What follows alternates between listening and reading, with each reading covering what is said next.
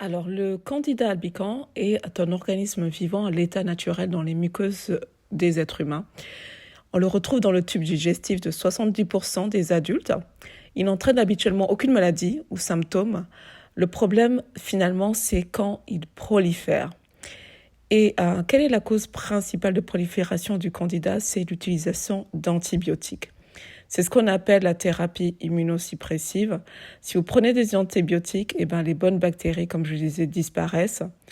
Et en fait, on se retrouve dans un état un peu pathogène où on a un peu laissé proliférer les mauvaises bactéries. Plus il y a le fait qu'on donne de plus en plus des antibiotiques aux animaux, parce qu'on veut éviter qu'ils soient malades, on veut qu'ils aient la bonne taille, le bon poids, et on veut qu'ils puissent continuer de vivre dans un environnement qui est sale ou stressant. Et donc, ces antibiotiques qu'on donne aux animaux dans l'agriculture, on les retrouve malheureusement un petit peu dans le corps humain, surtout si on ne privilégie pas des viandes de qualité. Et donc ça peut aussi malheureusement aussi développer une résistance aux antibiotiques, tout ça. Et même si vous êtes végétalien ou végétarien et que vous ne consommez pas de produits animaux, pouvez vous retrouver indirectement des antibiotiques dans votre corps. Pourquoi? Parce qu'il y a également le problème de l'agriculture conventionnelle, que tout est stérilisé, les aliments sont stérilisés et donc on ingère indirectement ces antibiotiques. Alors, quels sont les symptômes de Candida? Alors, si vous avez des démangeaisons dans vos parties intimes, que ce soit au niveau de la zone vaginale ou la zone anale, c'est un premier symptôme. Un deuxième symptôme, c'est vous avez cette espèce de dépôt blanc sur la langue, c'est ce qu'on appelle le muquet buccal. Donc là, c'est un signe de Candida, avec la langue bien blanche. Troisième symptôme, si vous êtes trop fatigué. Pourquoi? Parce qu'en fait, le Candida, il va utiliser vos nutriments et donc vous allez être en carence vous-même de nutriments. Quatrième symptôme, si vous avez des infections urinaires, notamment à répétition, il faut soupçonner le Candida albicans. Cinquième symptôme, si vous avez des fringales de sucre, parce qu'en fait, le Candida adore les glucides. C'est pour ça que les diabétiques qui ont un taux de sucre élevé, ils ont le problème en plus du Candida, puisque le Candida se nourrit de sucre. Sixième symptôme, la mauvaise haleine. Pourquoi? Parce qu'en fait, il y a un gaz qui est libéré par le Candida. Donc, au niveau de l'intestin, la candidose, elle n'aime pas vivre dans un environnement acide. Le Candida, comme je le dis, mange de sucre. Enfin, il se nourrit de sucre. Alors, le but, ce sera vraiment d'alcaliniser le terrain.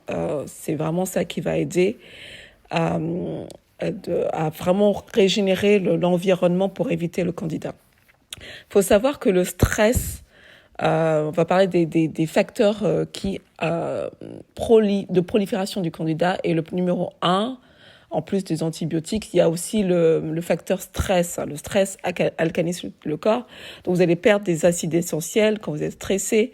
Vous allez augmenter votre niveau de cortisol.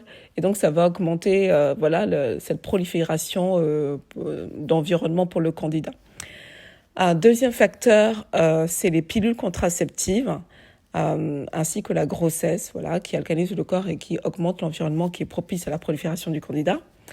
Troisième facteur. Alors, je parle plus des facteurs là, je vais parler des remèdes naturels. Comment se débarrasser définitivement du Candida albicans? Alors, on va déjà favoriser un régime cétogène, ce que j'appelle le régime cétogène sain. Beaucoup de légumes, beaucoup de protéines, des graisses, mais ce que j'appelle les bonnes graisses, style avocat, une fois dans la semaine.